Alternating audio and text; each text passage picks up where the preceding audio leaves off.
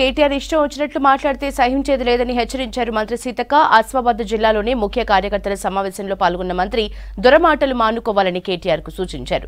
ఎన్ని కోట్లు ఖర్చు చేసినా బీఆర్ఎస్ ఓటమి ఖాయమన్నారు. అయ్య పేరు చెప్పుకుని మంత్రి పదవి పొందిన కేటీఆర్ కంటే కాంగ్రెస్ అభ్యర్థి ఆత్రం సుగుణ 1000 రెట్లు బెటర్ అన్నారు.